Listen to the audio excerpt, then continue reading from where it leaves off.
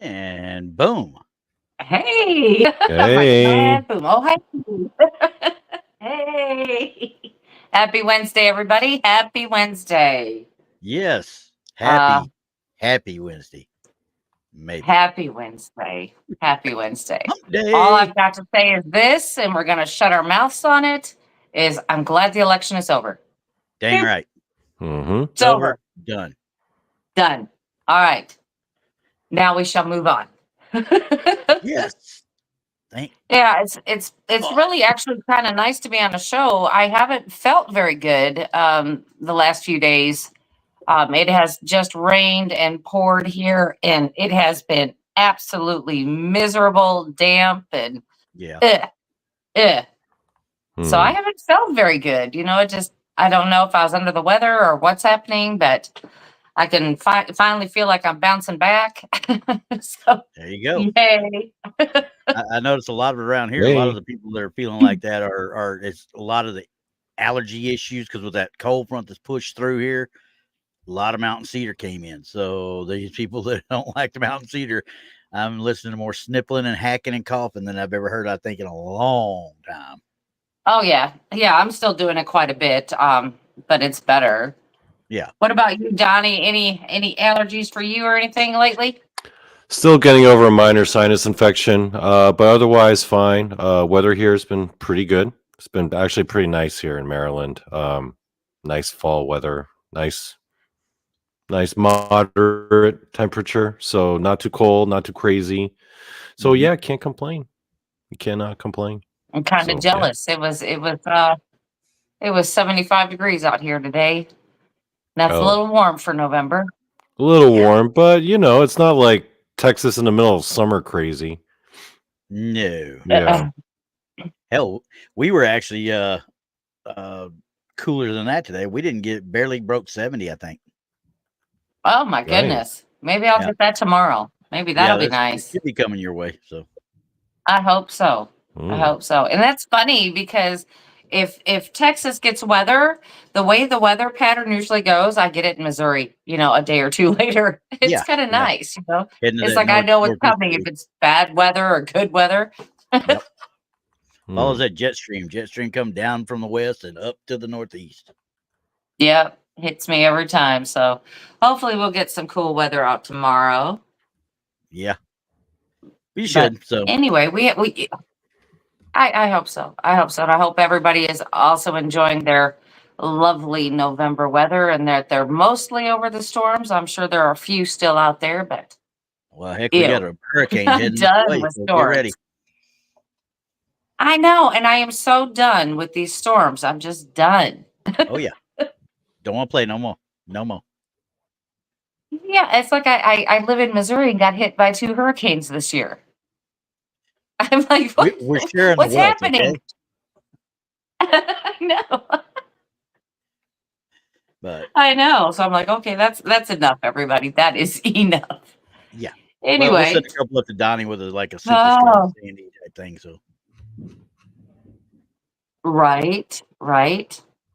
Well, I anyway, think we've got kind of a cool show tonight.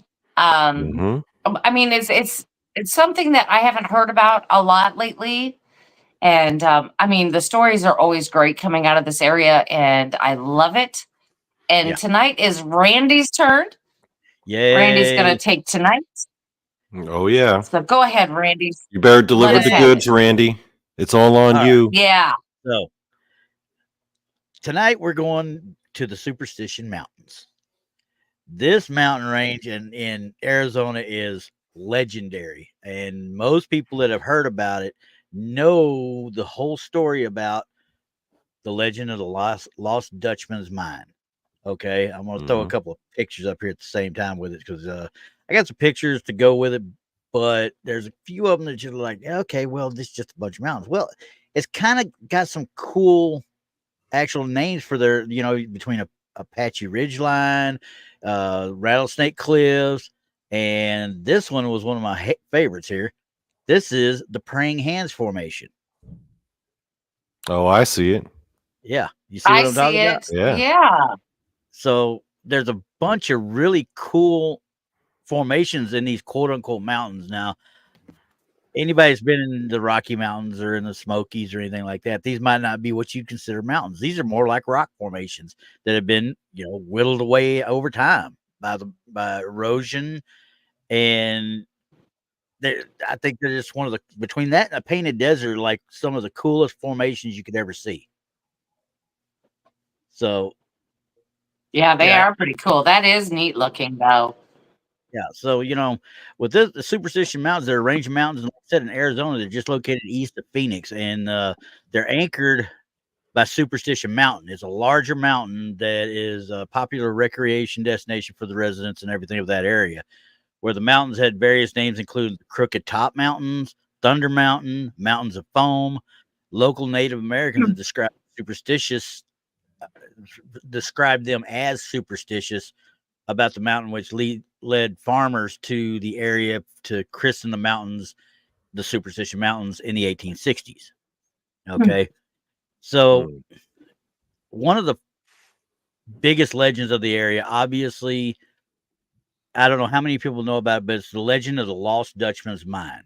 The Lost Dutchman's gold mine, and it centers around the Superstition Mountains because that's where he supposedly hid his gold, was in a mine somewhere in the Superstition Mountains. And I don't know how many people have actually, how can I put it, watched other documentaries on the Lost Dutchman's mine. There's so many different, scenarios and legends of who went to look for it, who did this, who did that, did he die out there with it? Well, no, he didn't die out with it. He died without telling anybody, other than on his deathbed. Supposedly told one woman. He told one woman. Yeah, there's a lot of theories out there about that. Yeah. According to this, to the legend, he's a German immigrant named Jacob Waltz. He discovered a mother lode of gold in the Superstition Wilderness and revealed its location on his deathbed in Phoenix in 1891 to Julia Thomas. She was the boarding house owner who had taken care of him for many years. Several mines had been claimed to be the actual mine that he had discovered, but none of the claims had ever been verified at all. Okay, so Waltz was a miner, and he was actually a miner at the old Vulture mine. So the actual rumor behind it all is that he likely stole the gold from that mine and came up with a secret mine to explain the theft. So the legends and the lore after that just go crazy because you've got different people who think different things. Obviously, I mean, how many treasure hunters have gone in there, and how many treasure hunters have not come back? When we talk about the deaths of the area, I mean, you got hikers who have died in the mountains. You got a guy from Denver. This was 2009. We had a guy that died and was found dead, and he went missing in 2009, but wasn't found until 2012. Okay.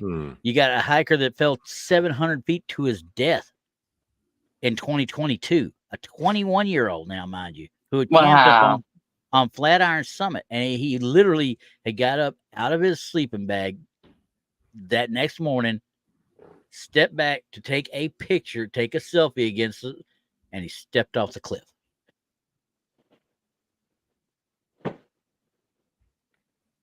Literally stepped right back. They said lost his footing. He stepped back, went down a 700-foot cliff.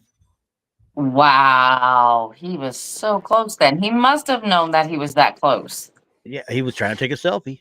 And I don't know if he got close enough and it crumbled away on him and he lost his footing. And of course, when ground crumbles away, anybody's been on a loose gravel or loose rock formation, your ground starts crumbling. You start grasping at stuff. There's nothing to grasp because it's all crumbling in your hands. You're not grabbing anything. You're gone. Especially if it's a straight down shot like that. I imagine that he had a few bumps along the 700-foot drop, but the vast majority of it, he was just straight fell. Damn, he died taking a selfie? Man. Taking a selfie. Selfie kill. Selfies kill. The name of that place was Flatiron Summit, I believe is what it was. Let me look here real quick. He was on, Flatiron Summit. Well, the night before, and he got up out of his sleeping bag and was going to take the picture. So I'm like, and now, when you start thinking about it, now you've got people that were found that had gone in looking for the mine. You've got like a guy in 1992 was found, an unidentified man was found dead in the mountains with 2 gunshot wounds to the back of his head. In the mid 40s, a headless. Yeah. These people, if he got in there, and like I said, the unidentified man was found dead. It didn't say how long he'd been there either. I can only assume it was the same year. Maybe. So I mean, now we're starting to look at how much residual energy is now in these areas. And you know how rock formations and that type of land can actually hold energy. Yeah. Absolutely. Absolutely. Yeah. So I mean, you just got to think of the bloodshed there too. I mean, just that in itself. Yep. Now, there was another one that they think went into the mountains looking for the Lost Dutchman mine. In the mid 40s, headless remains of a prospector named James A. Cravey were discovered in the mountains. The head was gone. He had been there for, they don't know how long, but they were able to identify him somehow. It didn't say how. And so what year was that? That was in the 40s, in the mid 40s. Do they know how the head was removed? Was it cut off? Was it torn off? Did not say. I mean, it did not say. Now, the rumor, and once again, we're going to say rumor because, you know, in the mid 40s, they didn't have the forensic science we have now. Yeah. Could they have told if it was, been able to tell if it had been, you know, chopped off? Yeah. Could they have been able, I would have thought they'd have been able to tell if somebody had hacked him or decapitated him, you know? Right. But they didn't go that far into it. They literally took the remains, put them away, gave them to the family. Hey, we found him. Here he is. We don't know where his head is.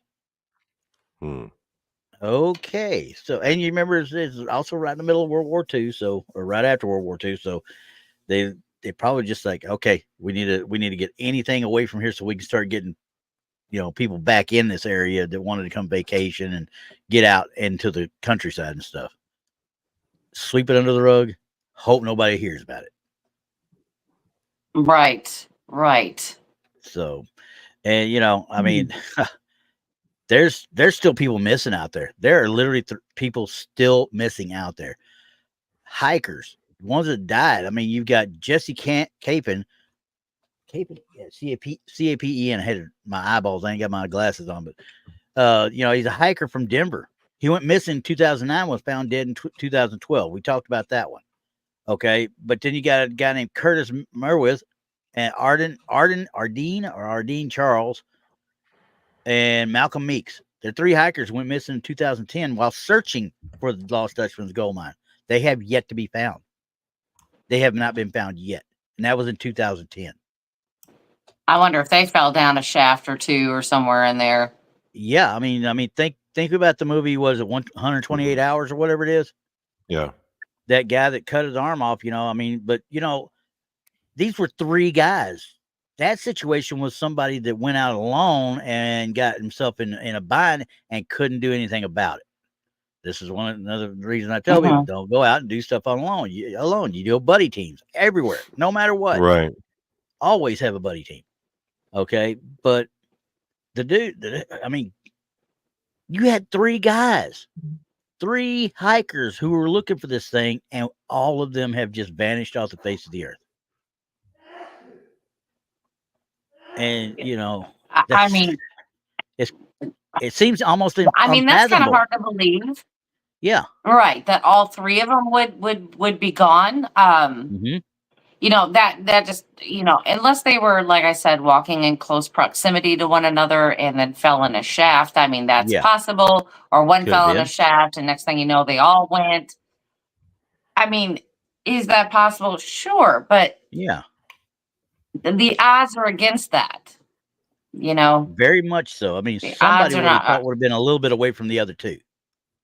My suspicion is either okay, there's 3 possibilities in my eyes. Either they found a cave or the mine or a mine, and there was a collapse.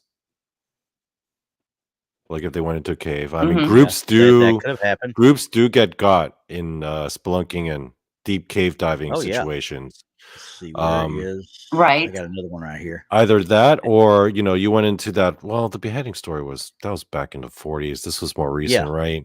But it could Yeah, have been yeah. foul play. It very well could have been. Or the other possibility is monsters. Monsters did Yeah. it. Yep. Yeah. Now you see this Monsters. ridge line right here. I mean, there could be caves all up in those rocks that nobody can see from this view. And Correct. Correct. what happens when you're in that and you can't get any volume? Okay, let's just say you can yell as much as you want, but you don't get enough volume out to carry anywhere. You know what I mean? So Yeah. Right.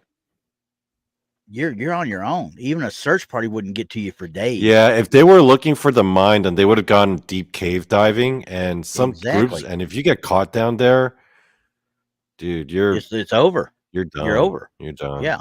I've been going on this kick recently about watching like these cave diving disaster videos, like the Nutty Putty Mhm. cave incident. You heard about Yeah. that, right? Yes. Yes. That was bad.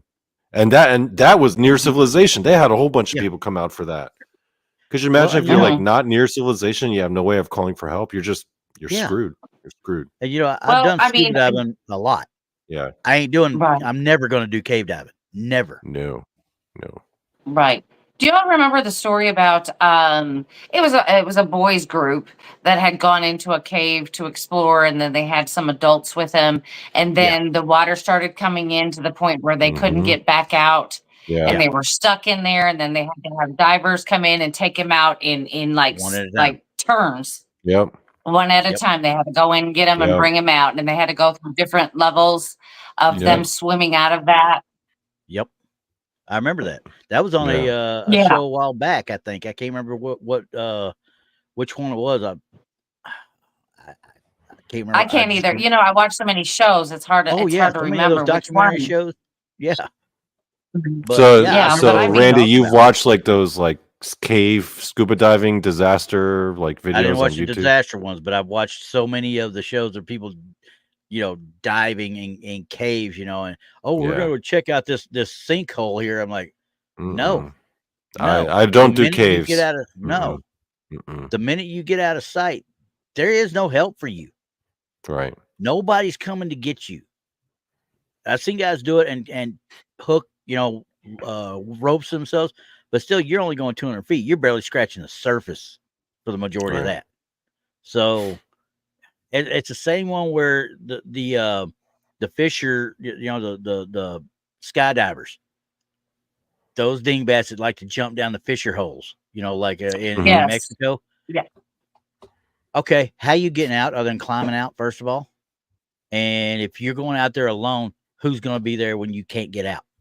And you don't have complete control of where you land? No, No, I don't. Yeah, I not don't in mess there with where that you got stuff. a circular winds, and you can't control how those winds are going to react in that hole. I mean, So, it could really bust you up against one of the walls or something, and then it's just a free fall from there. Yeah. Yeah. Yep. Ah, See, for me, it's two things for me, right? Number one, I have claustrophobia. Number two, I am risk averse. I don't like to take unnecessary risks. Yeah. You don't want to do dumb, as I used to tell people in the Army. Don't Yeah. do dumb, you know what. So Putting myself in extreme danger is not fun for me. No. me neither. I like I to don't sit like at it the at all. comfort of my own home, maybe play a video game or two, or maybe turn on some StreamYard and just talk silliness. That's fun rant. for me. No risk. No risk. Just I am create the church of dog man. Yeah. I am a moderate risker, not extreme, just moderate. No. I mean, yeah, we'll go into a haunted house. I'm with you. We'll go into a haunted house or a haunted asylum or a haunted this or whatever, and we'll go try and antagonize the crap out of something. But you're not intentionally going out of your way to put yourself in like harm's way. Like haunted house is still like Well, relatively. Yeah, you might lose your soul, but you're No, you got camping trips, that are in the same boat. I mean, there's all sorts of wildlife you got to deal with too, so not just going out Yeah. Bigfoot hunting or dogman research or whatever the case might be. You still got to deal with, regular everyday animals that could still tear you apart, So Right, right. And I do like to zip line. I have done zip lining through caves and over lakes and Yeah. that kind of stuff. Yeah. Parasailing. I haven't jumped out of a plane, but I was going to, but I was pregnant, couldn't do it. So, Hmm. but Not yeah, by I mean, choice. it's by choice. Anyway, but I mean, I'll do stuff like that, Yeah. Right. but I will not like bungee jump. I don't like that idea. I No. don't like the idea of the whole the Deep squirrel suit. I cave. call it the flying squirrel suit. Oh, the I wingsuit. don't like Yeah. that either. I don't like that either. No, but I mean, yeah, I'll do all that stuff. Yeah, I'll do all Yeah. that I stuff. ain't doing no wingsuit stuff. No. I mean, like, did you watch that Robert Pattinson movie? Batman couldn't even handle that. I know. How well I know. would I handle that? No. Robert Pattinson is not Batman. I don't care what you say. Do you see how bad he was like whimpering after he landed? He's like, "Oh, it hurt. It hurt." I mean, that's Batman. I ain't doing that. If that Batman can't handle it, no, man. See, it's different with animals, okay? Because animals, number one, even if you go out to like the woods or camping, the likelihood of you being attacked while it's there, it's fairly low, right? But if you go to one of these deep cave spelunking situations, that's not an. You never I know mean, what's with in there. against a boar or something, if I'm properly armed, I actually like my chances against whatever animal. But if you go to those deep caves down there where you You have to don't know like what's down there. crawl through tiny crevices and stuff, dude, that's the earth. The earth itself is trying to kill you. Yes. Planet. I don't think my chances are very good if planet Earth itself is just trying to straight up wipe my existence out. Okay, No. so that gets back to my point about Superstition Mountains. If I were to find an abandoned mine, it's abandoned probably from a long, long time ago, Right. and I just don't think that I could go into that because It's abandoned for the a risk reason. is right. The risk is a lot higher, Yeah. because Yeah. it's not maintained. Even if Yeah. it is maintained, I mean, we still have coal miners. We still have we I still mean, have things that go wrong with that, and they do maintain them, and I don't think I would put myself in that position to go look for gold. well, and that's the same. There's many of those mine shows, the mining shows that are out there. How many of them you sit there and hear the old timers talking about the gremlins in the mine? There's A lot. always a talk about gremlins in the mine. Every mine has spirits, quite frankly. I would say Yes. almost every mine that's out there, because there has been death in some way, shape, or form associated, either the digging, either the working, some way, shape, or form. That mine has had some death related to it in some way. Right. Absolutely.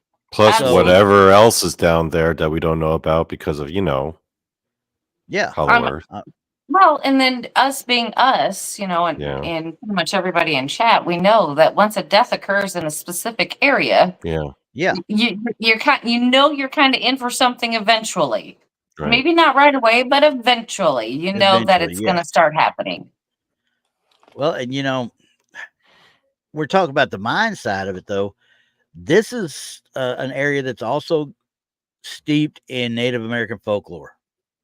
Yes. The Apaches believe there's a hole in the Superstition Mountains that is the hole to the other world, i.e., hell.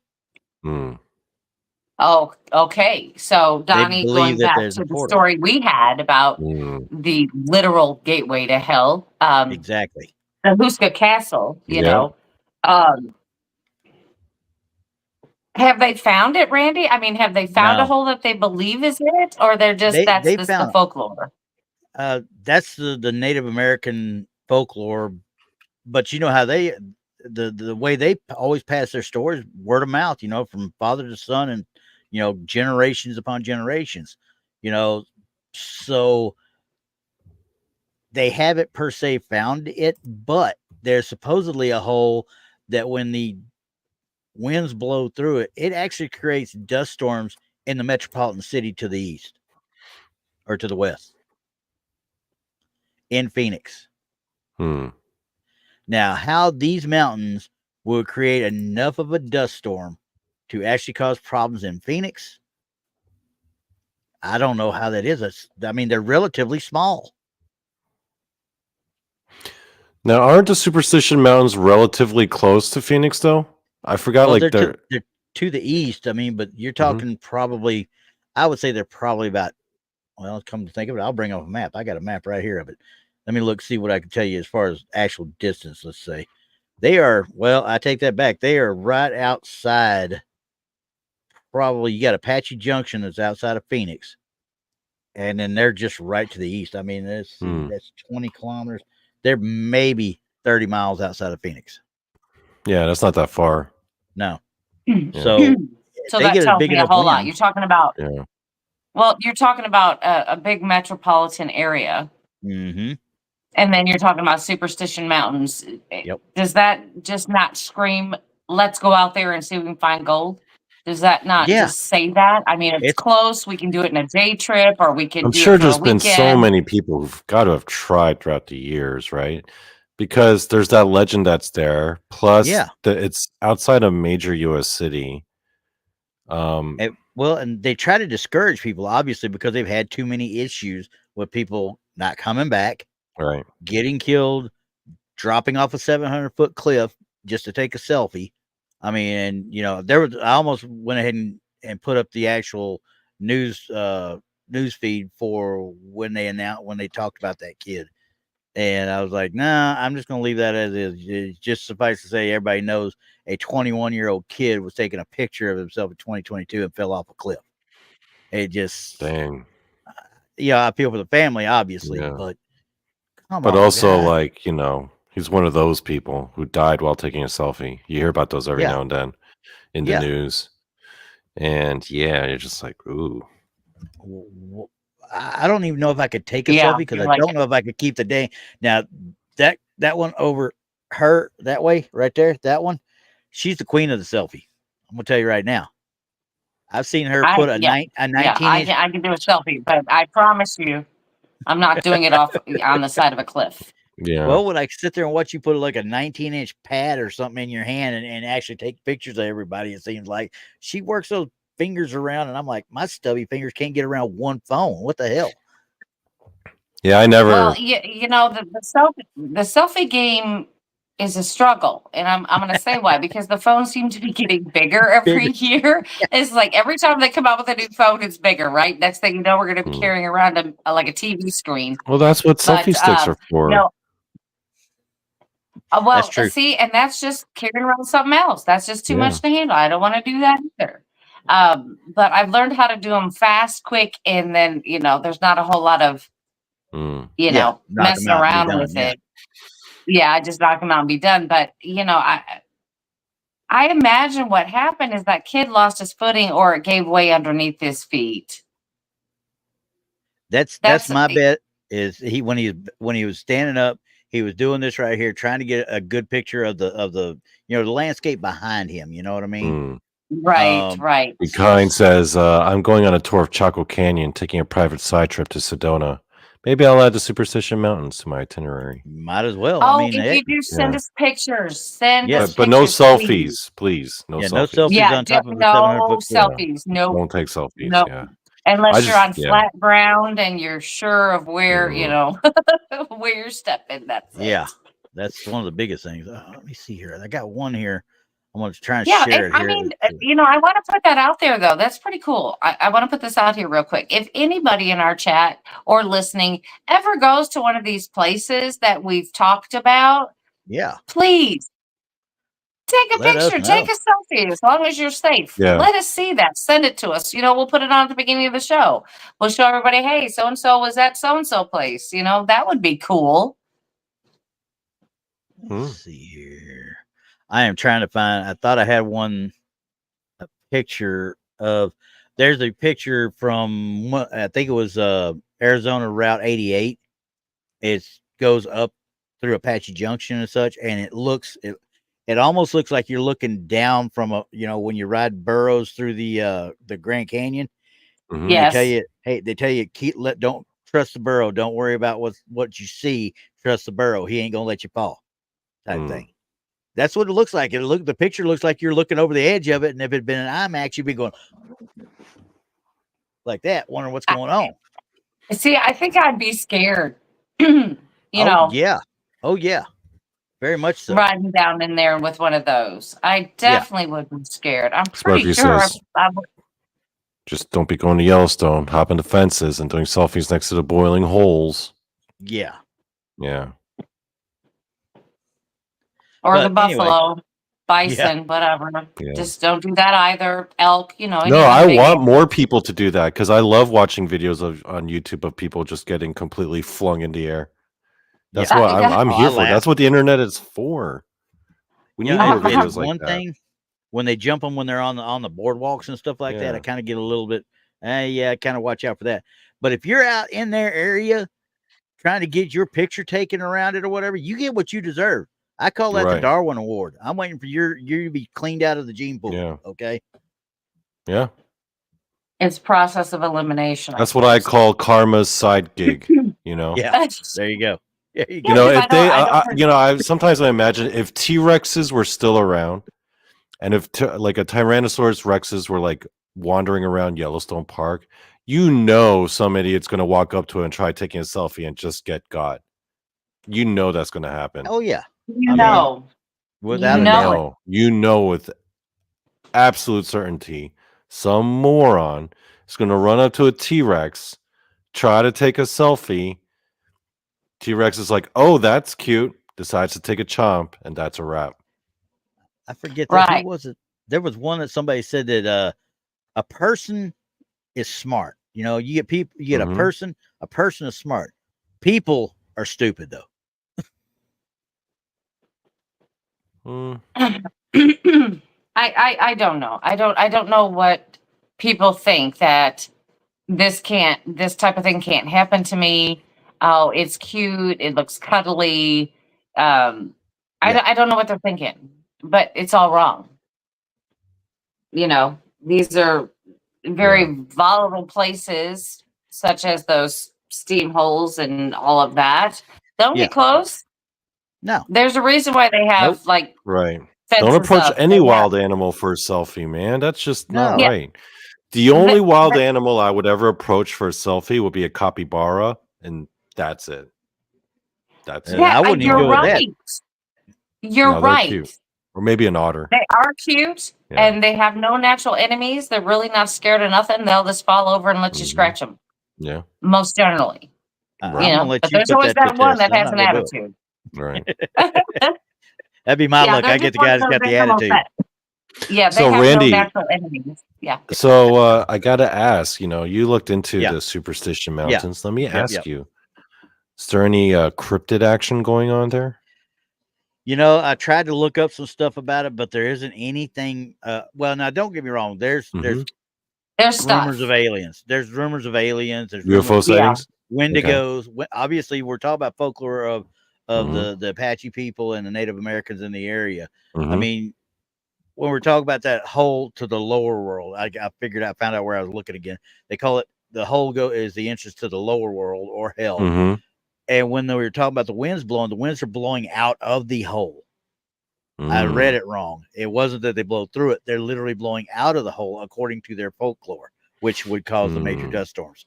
But as far as I've seen some stuff, but we're talking about a paragraph 3-line stick. That's all I can find on something along the lines of a Wendigo or I hate to say skinwalker, but basically an alien type activity. But the folklore with the Wendigo is they're all through those mountains.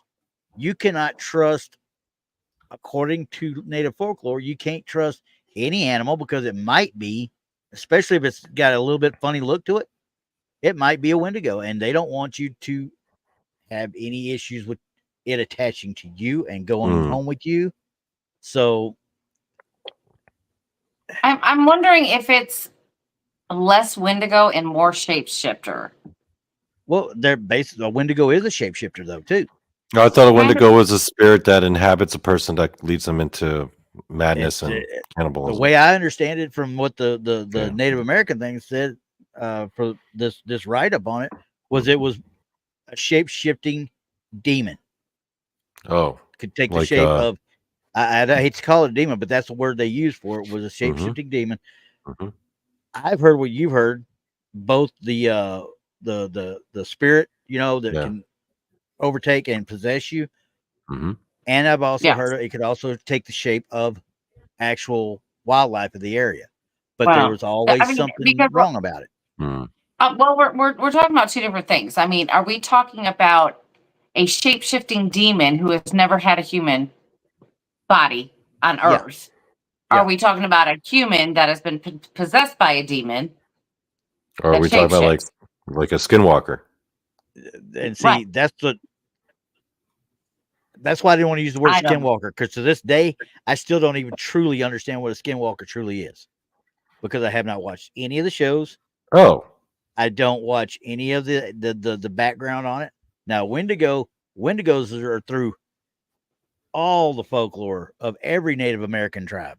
yeah. Mhm. They always have some sort of Wendigo in there, and I've heard them from anything from the malicious little poltergeist type spirit to an actual demon that takes the shape of a whatever animal that is being hunted at the time. Because when the buffalo were starting to be, I say buffalo, when the bison, when they, the Native Americans hunted bison on the plain, when they Mhm. started to dissipate and the white men, were over hunting them, they were actually blaming Wendigos for the loss of the buffalo. A lot of the tribesmen of the plains were blaming Wendigos Yeah. because it's a bad luck spirit, quote unquote. So Yeah, I mean, we have several explanations out there in the chat right now. Yeah. Starting with Mr. Anderson, it says like the yeah, skinwalker, it is connected to a dark magic shaman who partakes in cannibalism and sacrifice. Well, okay, so basically the Wendigo is pretty much on that same page, Mm. yeah, because they will, yeah, um, and they will eat human flesh and blah blah blah. well, Moon here, Moon's got that. Wendigo, a mythical cannibalistic monster in the spiritual tradition of North American Algonquin-speaking tribes. It is associated with winter and described as either a fearsome beast that stalks Or and eats humans, or as a spirit that possesses humans, causing them to turn into cannibals. okay, so you can see there's a lot of different ways to look at a Wendigo. Mhm. Yeah, Yeah. yeah. Now, what's Because to like me, Brandy? I mean, Yeah. there is a very fine line, and I don't think it's even a line. I think it's kind of a gray area Yeah, between all of these things that we're talking about. I think that it's pretty gray. I Yeah. don't think there's a clear cut. Mm. This is this and this is that. no, Um, no, I don't think so either. But do you think that maybe some of these people who have disappeared in the Superstition Mountains may have run up against those? I mean, because we have talked about them, we have Yeah. heard about encounters, we've heard all kinds of stuff about them. Yeah, and every time we talk about them, of course, we all have different views of what they are too. I mean, but Yeah. for us to truly, now I shouldn't even say it like that, because the Native Americans, a lot of their folklore, once again, passed from generation to generation, word of mouth. Somebody had some sort of experience sometime, just like any legend. There's some basis Mhm. in reality somewhere. Mhm. So Yeah. somewhere up that line, going back to their ancestors and such, when it started, somebody had some sort of experience, and maybe they didn't know how to put it into the words that we look at today. Maybe they put Mhm. it into the words that they physically saw. Hey, I physically saw this thing take the shape of a bobcat, or some crud like that. Yeah. But when they did it, when they talked about those shapeshifters, when it would take, let's say, take a shape of a bobcat, someone will be wrong with the ears, that they would not know, something will be different. I'm sorry. Scott's Life No, said, I am I not eating another person ever. Never I had to say put that never. up there, yeah. right? I Anyway, bite my nails sometimes. Does that count? No, I used to. I ain't got enough teeth for it now, so I'm good. because you just spit it out. You don't necessarily ingest it. So it doesn't count, really. Yeah, so I mean, once again, we're back to that same situation where we talked about before with legends. There's some grain of truth in it. Where does the legend end and the truth begin? Right. How do you find that out on a story that's 3 to 10 generations old? All you can do is just take them at their word. I mean, honestly, because you can't prove one way or the other. So, I mean, it's fun to read them. I'll tell you that for sure. It's fun to sit there and read some of them because, I mean, we talk about like I said, with the one with the guy talked about his great grandfather, blah, blah, blah, blah, blah. And like, we're talking about way back in the 1800s, early 1800s. His grandfather had seen a Wendigo transform from a mist, shall we say, into the bobcat. But the bobcat had the wrong coloring and the wrong feet and such for what he knew for the area. It was not the right kind of bobcat or right look for a bobcat from the area. Or something mimicking a bobcat. Exactly. Yeah. The mimic was easy to see at that point. Now, others said they mimic other things easier, better. But, I mean, with us, if it was to mimic a human, it'd be like looking at a gaunt face, or a zombie almost. Right. Because a lot of people have said that Skinwalker Wendigo, whenever they change or whatever, they can mimic something else, but it's just not quite right. Yeah. It's not. It's not a perfect match. There's always something off about it where you could kind of recognize, and you may not from 1,000 yards back. You may not notice a difference, but once you get up to 100 yards or 50 yards, you're kind of like, wait a minute. Or right up next to it.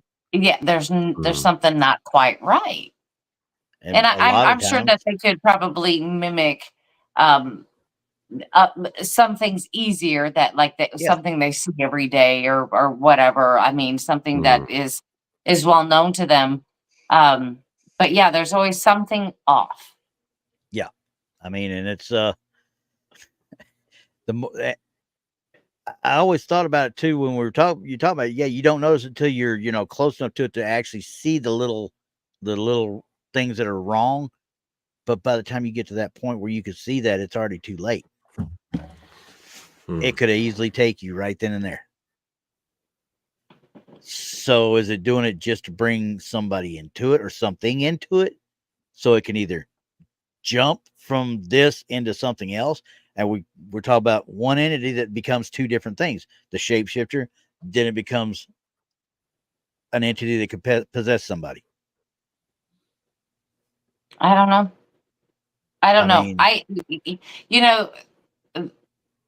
It confuses me a lot. Just because all Native American folklore is not the same. They may have similarities, but they are not the same. I believe they all have some truth. Yeah.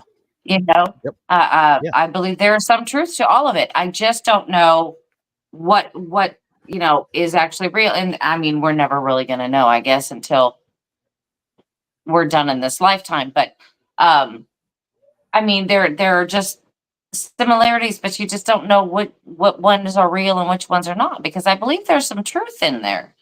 I just don't know which ones.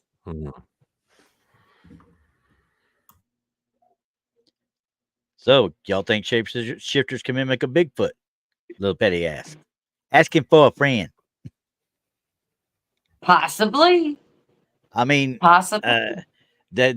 With that one, you're stepping right into what we call the woo thing again. When it comes to the Bigfoot. Well, because we've always talked about manifesting too. Like we can manifest spirits, ghosts, whatever. Yeah. That sort of thing. Could we honestly entice a shapeshifter by manifesting a Bigfoot and it changes into a Bigfoot? That's a good question.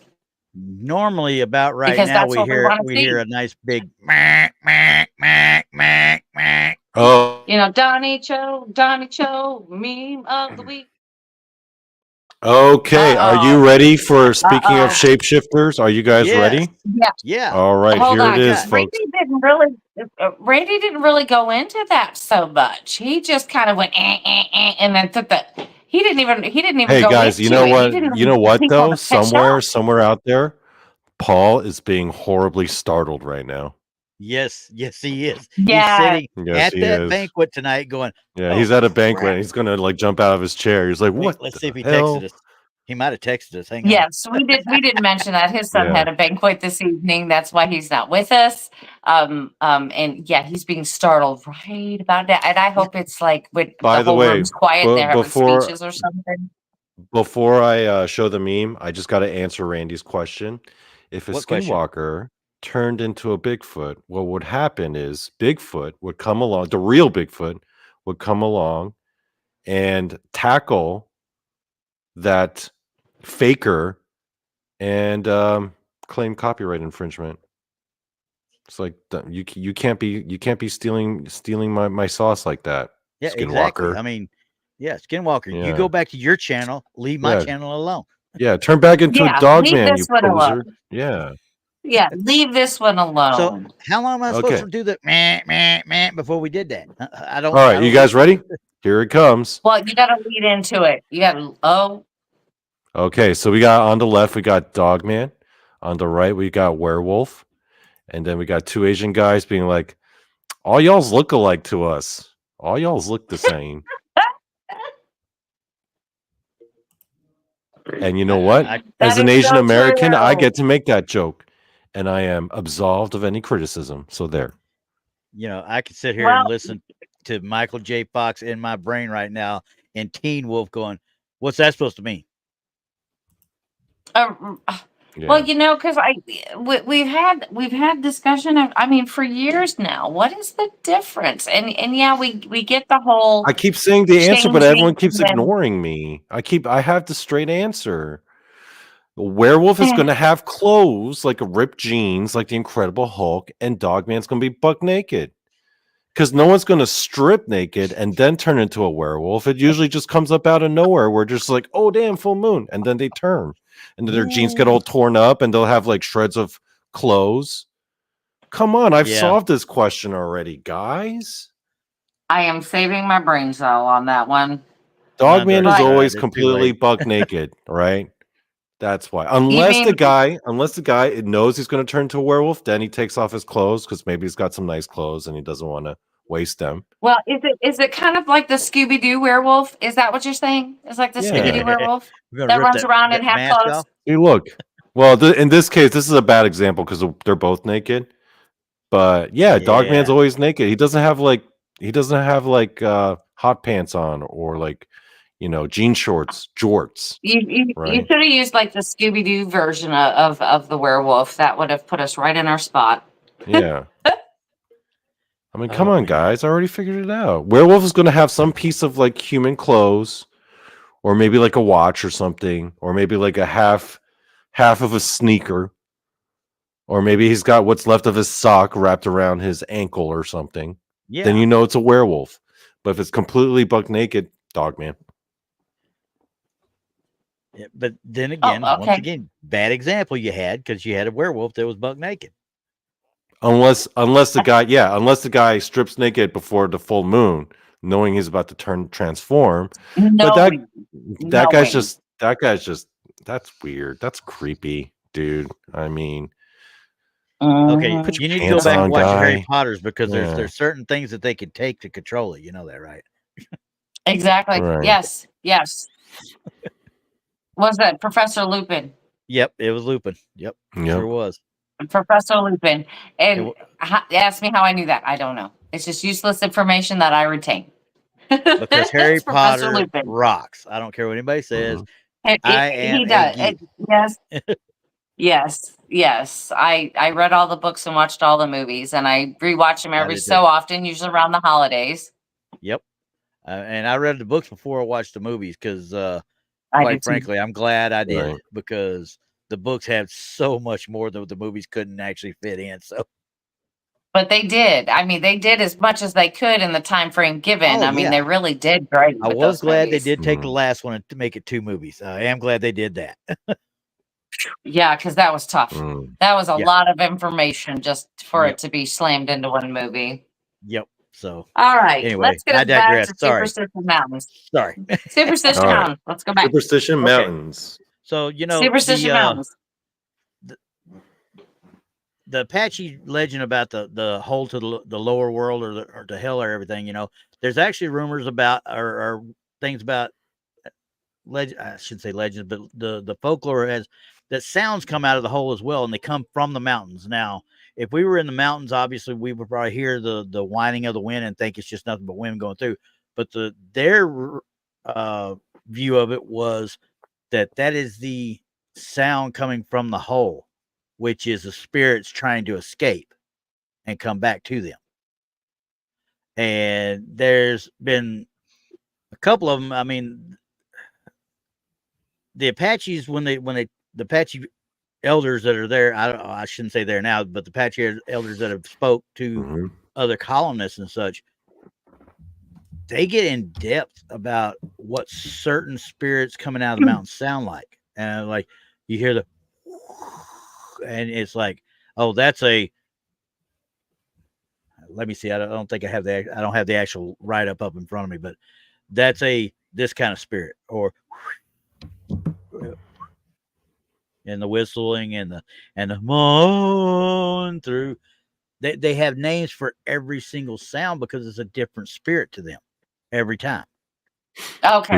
Okay. I was trying to figure out what you were getting at. Okay. Yeah, I didn't have because I closed that out earlier and I didn't think I would need it, and then I started thinking about it. It's like, dang, I wish I would have to go through and look it up again. But I remember just reading it. I was like, that's actually kind of cool, but it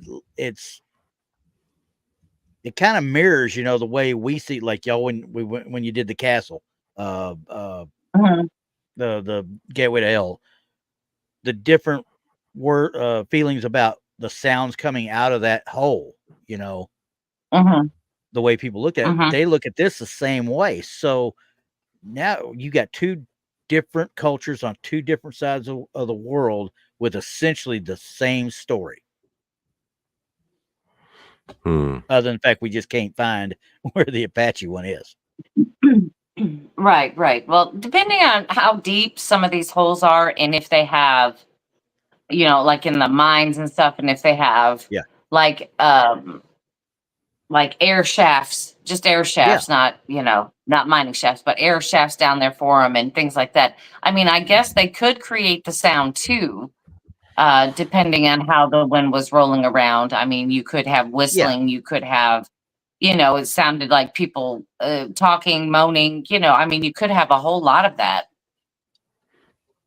Yeah. But I mean, have they reported any type of like paranormal activity besides, just that sort of thing that could be explained away? Is there something?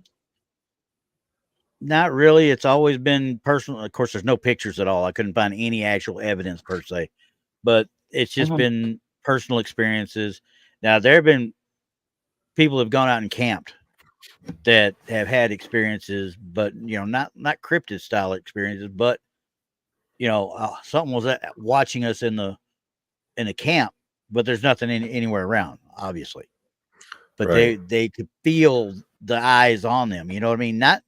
Not to the level of an animal, but literally, you know how it feels when you've got something watching you from behind and such. Okay. There was one crew, and I read this on Reddit. Actually, there was one lady and her husband. They were only there a couple of hours. They had to pick up and leave because whatever was there didn't want them there.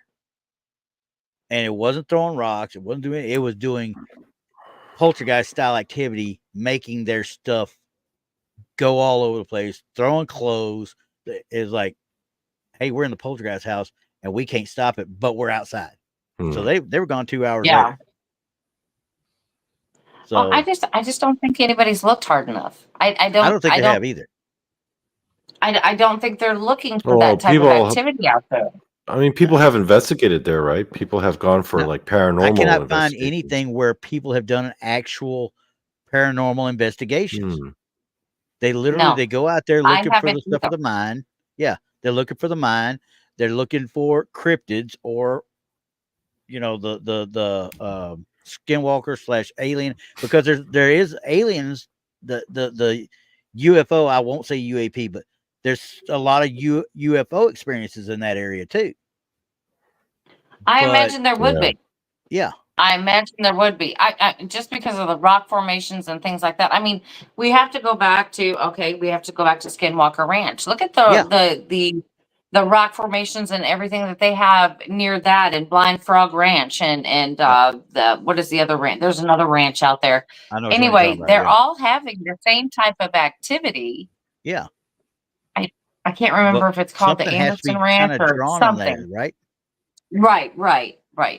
And it's like there's so much of that, and it seems like maybe they're kind of like a beacon, these formations, or an antenna, perhaps, kind Maybe, of like, maybe. I or mean, but it could be like their GPS, like, hey, there's the praying hands. Ah, yeah, yeah. I mean, I and know exactly where I'm at. let's see. Let me pull this thing back up here. On like the praying hands formation. Okay, with this one.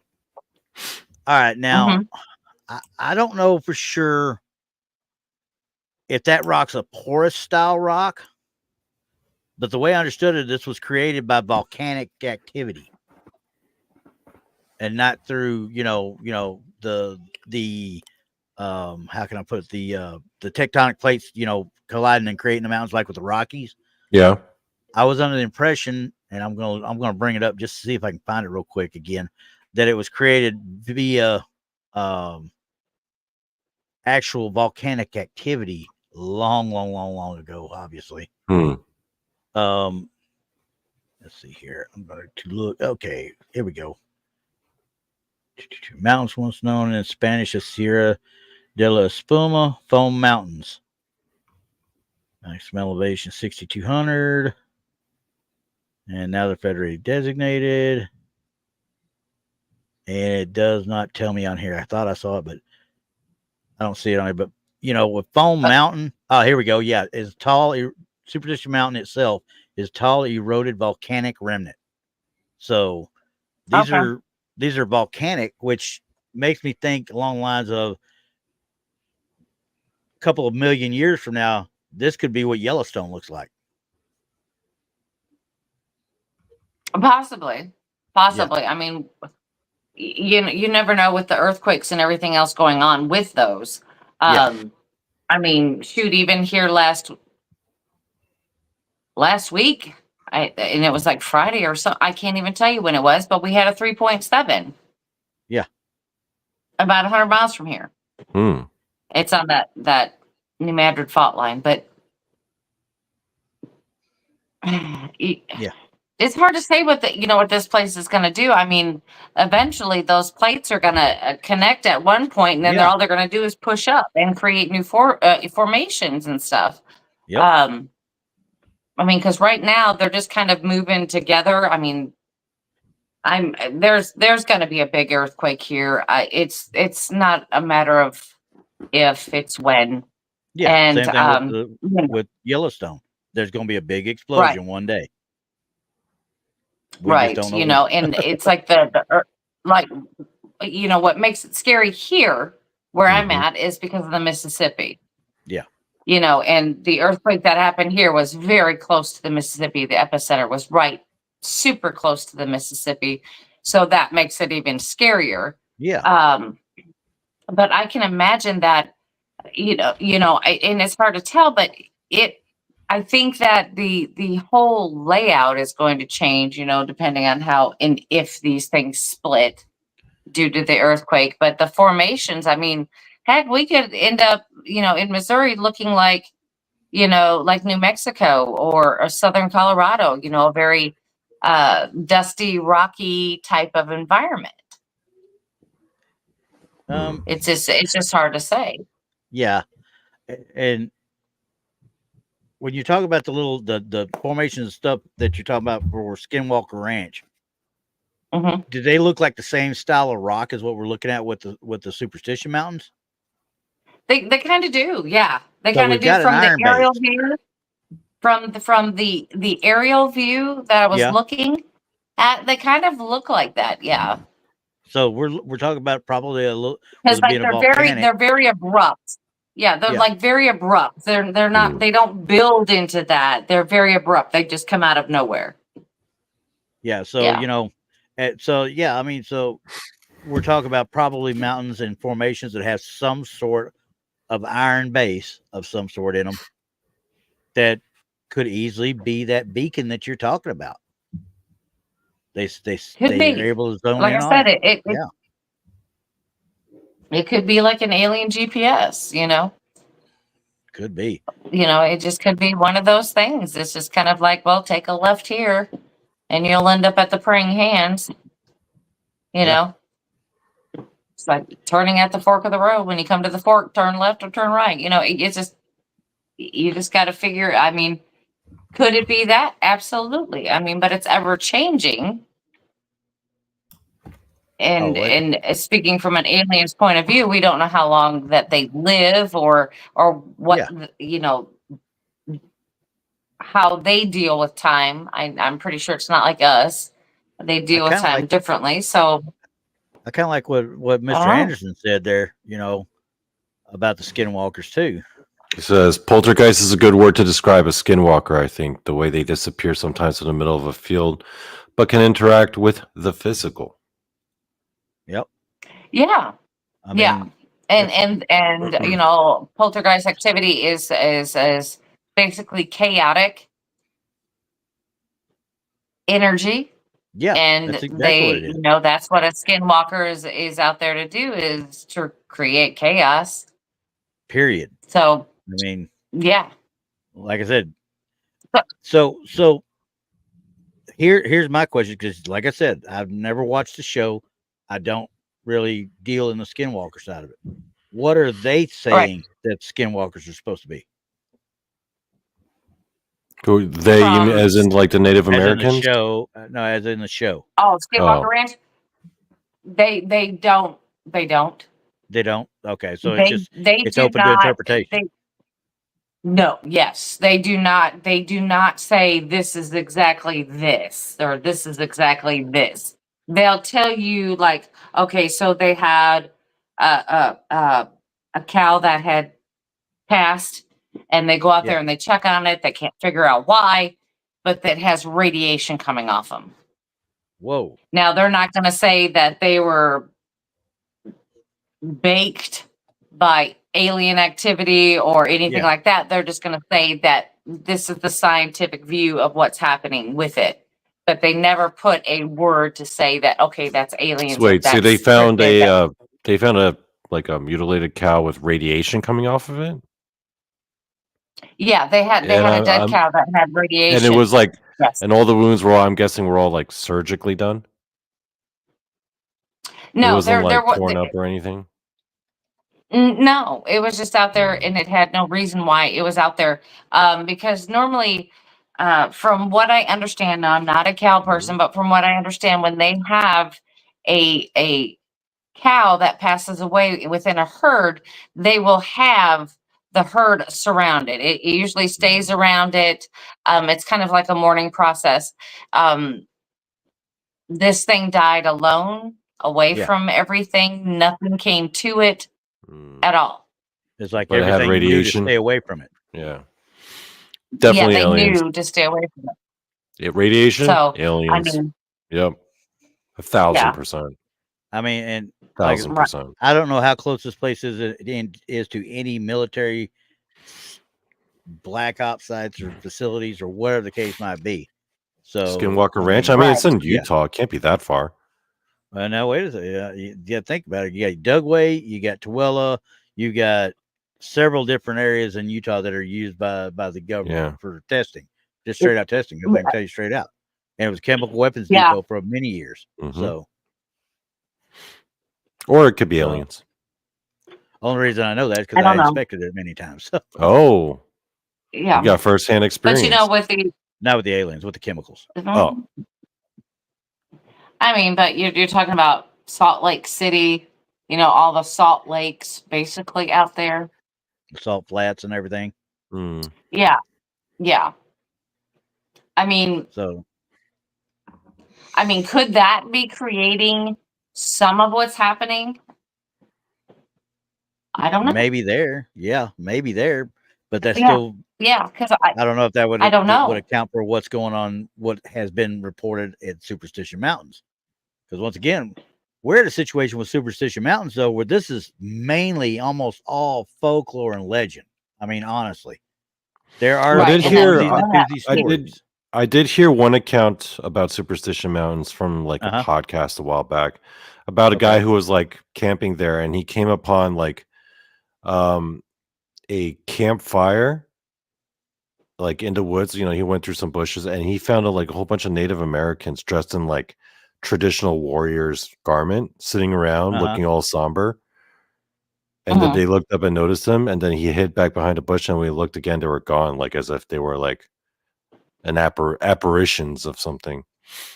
But and that leads right into that folklore for that area, where they talk about the spirits coming from the lower world. Mm-hmm. And even if it wasn't that, you talk about possibly just a residual haunting right there. Right. Because you know they were camped all around it. They were camped all around that area. So Moon at Noon is asking me, define aliens exactly. Some may have different idea of what aliens are and where they're from. Oh no, I know exactly where they're from. The ones I'm thinking about are the Dragonoids, and they are from the Orion cluster. Okay. They're part of the Orion you Empire. Need to stop turning his key, okay? But those will be the Dragonoids. They're on the higher, like I guess, caste system of the Orion Empire. Not to be confused with the Galactic Federation, you know, run by like our Arcturian brothers. But yeah, that's a different topic for another time, though. Yeah, the Dragonoids. But you know, it also makes me wonder, because I don't think all aliens are from outer space. Right. I think that some of are them just interdimensional. Here. Yes. Yeah. And they may live, you know, my biggest thing is I think that a bunch of them are in the ocean. Yeah. Because there's so much of our ocean that we cannot explore. We don't have the technology to do so. And what better place to hide? And you think they've got the same, they've got good enough technology to go deep. Actually, on a more serious note, though, I do have a more broad definition, or how I would define aliens would be anything that is not human but can do math. I just don't trust that. If it could do like algebra and stuff, but it's not human. See, that discounts any earth animal, right? Like, even though a dolphin might be smart, or an elephant, they can't do algebra. They're still too stupid for algebra. You can't teach it trigonometry. That's right. Gotcha. Right. But if it's not human, but it can out trigonometry me, I don't trust that thing. I ain't trusting that. I'll go with that. I'll go with that. If you can do math, absolutely. But you're not human. All right. That just ain't right. Do it in your head. That do ain't it in right. your head. Yeah. But you know, if you can do trigonometry in your head, you're the devil. You're a good man. You're the devil. Yeah. I give you a thumbs up and say they should hire you at NASA. Right. But just can you imagine somebody like that being able to think on their feet like that? Wow. Yeah. Well, man, you can solve a whole lot just standing there. It makes you sit there and think, and everybody's seen Good Will Hunting, when Matt Damon works out the dang problem on the board and everything, and you're sitting there thinking to yourself, like, he actually thought it, the majority of it in his head, because he looked at it the first time, he goes, well, they messed up right there, and then he goes to work, I'm like, he saw it and nobody else did. No, you know what's an even more ridiculous version of that, Randy, is Superman 3, where Richard Pryor is just this random dude, but all just naturally, just for no reason at all, can figure out all the code for all the computers, having never Exactly. touched the computer. I'm It just pretty sure that's not knew. how computer coding works. No. Right. If he did that, there's your first guy in the Matrix Yeah. right there. You got to Keanu Reeves Richard missed out on that Pryor in Superman 3. That was He not was right. the one. Yeah, he was the He one. was Neo. Even Superman had to bow down to to Richard You Pryor ain't at just that kidding. point. He did. That was Yeah. and that was such a badly Dude, I thought received Superman movie. 3 was such an underrated Exactly, it entry in was. that 'Cause series, man. quite frankly, Yeah. Richard Pryor made the movie. Honestly, Yeah. he really did. But then Superman had to fight that computer lady at the end. That was Remember almost that? as bad. That was almost as bad as him fighting the Atomic Man in Oh Superman yeah, 4. Nuclear Man. So, But yeah, Nuclear well, Man, yeah. Randy, we got to stop geeking out over comic books. We've got I'm sorry, it President- wasn't comics books. It was a movie. comic movies. Sorry, It was not a that movie. show, Randy. Oh, Behave Can't yourself. help it. y'all Hey, behave Brandy. yourself. You're back on track. Hey, Brandy. Hmm. Shush. Be quiet over there. Quit. Shush. Stop interfering. I wasn't. I was like, deer stuck in the headlight thing. Like, I have no idea what you guys are talking about. I'm just gonna sit here and look like I'm interested. It's hard when we get going. I mean, we could do 2 hours of nothing but movies. Honestly, That's what my show's for. That's where we go off the rails. It's Exactly. meant to go off the rails. I swear. If this is on the rails, that's like off-road ATVing. One of these days, Donnie, I'm doing a you would have to, reaction show. Donnie, your show. Okay, you would have to start on the rails to get off the rails. Right. You never start on the rails. We never even Yeah, touch the sure. rails. Yeah, No. I say. No. No, it's just Yeah. it's just a runaway train. Period. Yeah, no, it's like ATV out in the middle of the woods. There's not a road in Mhm. sight. Yeah. Hold on, because you're about to get bounced off. Right. Hang on, everybody. All right, everybody. I guess we're coming to the end of our show here. Yeah. 'Cause that's all I can give you on Superstition Mountains, unfortunately, because, like I said, other than folklore and legend, you're just telling stories for the most Yeah. part. Yeah. Now, some of them are cool. I highly suggest people get out there and try and find some of the ones that are the quote unquote firsthand accounts. Mhm. Now, once again, you're only dealing with a couple of sentences, really, where people talk about it, so you Right. can't really do a whole lot with that. But the read up on the folklore and how that whole area got its name and how the Native Americans of the area view it. It's Right. very, very Right. And not sacred, very but interesting. superstition to them. if anyone's out there listening who might either be around the Phoenix area or might be passing through and you happen to check out Superstition Mountains and Send us want some to Send us some report pics. back to us or send some pictures or give us some account, just please, for your own safety, don't take no selfies near no don't cliffs. Don't selfies stand on anywhere a near. Don't stand near a cliff. Don't anywhere go near a into cliff, no please. cave by yourself. Right. Yeah. Okay. Right. None of that stuff. Take somebody None of with that you. stuff. Or you know Yes. what? So- Just use a drone. If There you go. can, You yeah. can do that. Yeah. But that Just goes use the for drone. anybody, though. That goes for anybody. If you go to any of the places that we Yeah. talk about, I Yeah. don't care if we drive by the what do we talk about? The Amityville Horror House. If you drove by that house or get a picture, send it to us. We'd sure like to see it. Sure We'll would. put it on the show. That'll be fun. Yeah, Big Bird down there, he goes Bigfoot hunting alone. You go squatching alone. You go with Tex, okay? Y'all go out by yourselves probably a little bit Right. too much. And one day, Right. Yeah. one day somebody's gonna be coming out going, where y'all at? Well, we don't know. We think Right. he's somewhere between this point and this point. Well, next week we're going to have Paul back, our paranormal Paul. He'll be Yep. back next week. But Donnie has a story for next week. Oh, Donnie, yeah, what are we we got? doing next week? Actually, should we reveal it now, Brandy? You might as well give it a big build up where they can think about it Yeah. all week long. Okay, we are going to do the Beast of Gévaudan, in my opinion, the Michael Jordan of cryptids. There you go. Yeah. There You know go. how people at Dogman conventions wear Dogman t-shirts and buy Dogman t-shirts? Yes. Dogman buys and wears Beast of Gévaudan t-shirts. Ooh. Ooh. See? Hmm. The beast of Jebel Dun is like the LeBron James of dog. So you're talking So- about the Yeah. beast of all beasts. Yeah. Now The we king got of to 'em figure all. out, what The we're gonna do. MVP. We're gonna do a beast fight. The beast Yeah. of Prairie Road versus the beast of Nah, Jebel the Dun. beast of Prairie Road is just a regular dog, man, Randy. That thing's That's not the vanilla. point. That's Point is, it's vanilla. the beast. We're talking No, about beast. I'm talking about Beast. that extra sauce dog, man. Oh, so what you're saying Yeah. is we're talking about Yeah. Jake Paul versus Mike Tyson now, huh? Yeah, I ain't interested in no. I've heard so many Dogman podcasts at this point and Dogman shows. I'm tired of vanilla Dogman. Yeah. I want that spicy Yeah. Dogman. I want that Let's go a spicy little stuff. spicy. Yeah, Let's go Hey, spicy no Kagogi for cryptids. you. yeah. Spicy cryptids. Let's do I it. don't want no more vanilla Dogman. No Kagogi for you. Yeah. No. All right, everybody. All right, guys.